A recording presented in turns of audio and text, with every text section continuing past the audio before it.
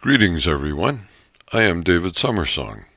Welcome to What is Racism and Stereotypes Really? In order to gain any real understanding, one must always withdraw from the narrow-minded biases and opinions that control current conceptuality. To understand the nature of human behavior, one must look at a larger picture.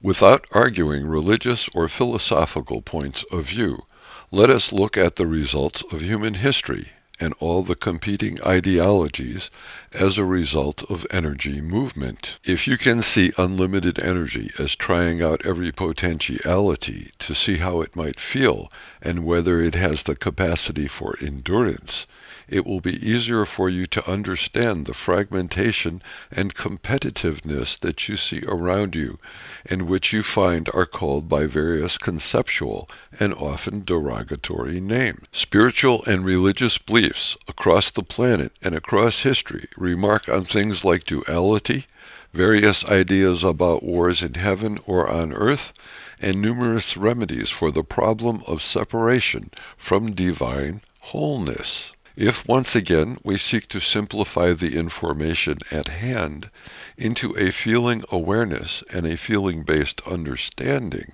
then we can look around us in civilization and observe the remarkably steady increase in biracial and multiracial couples. We could become intellectual and philosophical about this observation, or we can understand that on a feeling tone level, the physics of the universe and the nature of God are seeking to come into balance. What does this really mean relating to the topic of conversation? Is there really such a thing as race, or is it simply form-fitting moment point and opportunity?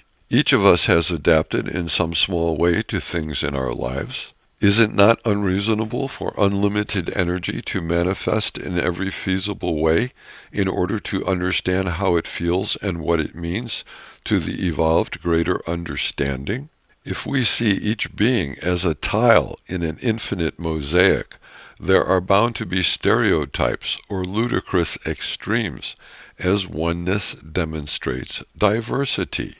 The issue of what is true devolves more to the fragmented inadequacy of the average being. Racism and stereotypes, taken in a negative fashion, are statements of a creature's personal fear of their own inadequacy and facing their own fragmentation.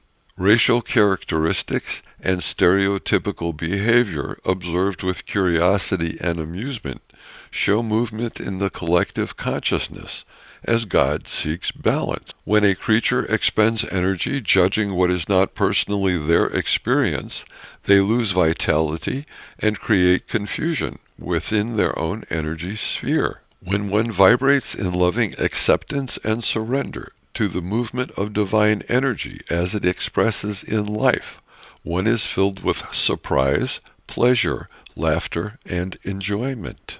The result of acceptance of or denial of personal human evolution as the speed of light increases and the frequency of all creation adjusts to the new harmonics will be an increase in stereotypes in the near future, because segmentation in human vibrational patterning and lost will outbursts will become yet more obvious.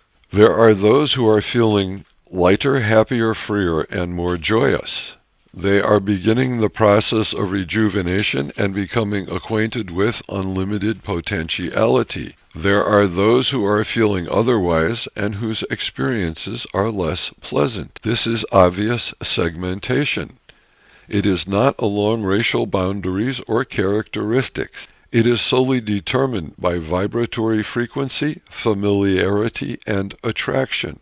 The old saying, birds of a feather flock together, is appropriate here.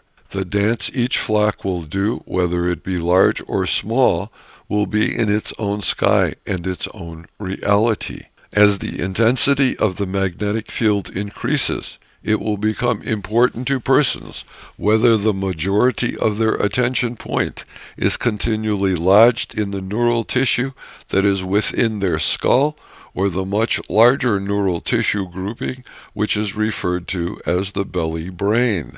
You can only know the truth by how it feels. This single sentence is the most important thing that you can ever learn or know.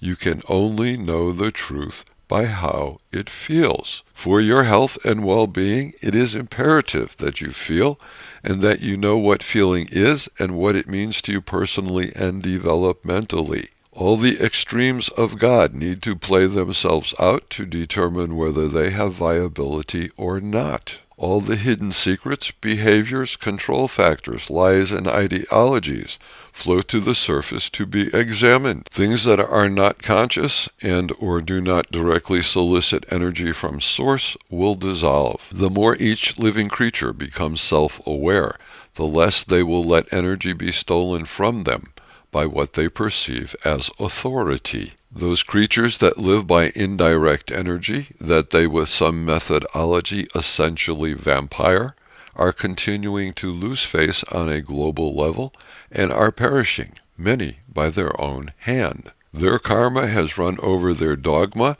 damaging their sacred cow's ability to give milk. It should be observed that there are some beings who are so poor that all they have is money. The value in being able to see oneself as an extrusion of the divine without definition, form, race, religion, ideology, philosophy, or attitude is a feeling of freedom beyond the possibility of expression in words. If one then observes from the viewpoint of the divine all the struggles of mankind and the definitions, word associations, and titles applied to them, they are all equally meaningless. On traditional tombstones, there is a line between born and died. A dash is what most people generally experience as their life. They are pushed into movement that may not be their own and often spend their lifetime captured and enraptured by the imprinting of a religious but not spiritual society which demands obedience and submission and does not encourage individuality. The question of racism, then, has devalued into one of fragmentation. Where does one stand as an extrusion of unlimited source? Is one a conscious and willing participant in evolution, and will one succeed in achieving endurance and permanence? Persistence in existence is the mark of conscientious consciousness. Disappearing and dissipating into the limitlessness of unconscious potentiality is the reward of lack of attention to the opportunity to exist. So we have potentially arrived on Earth in the perfect package to avoid driving our karma over our dogma or crashing into our sacred cow. Is any aspect of the human race more than form-fitting function? It apparently depends on the level of observation. On the unlimited stairway of consciousness evolution, where will you sit down and call it good enough?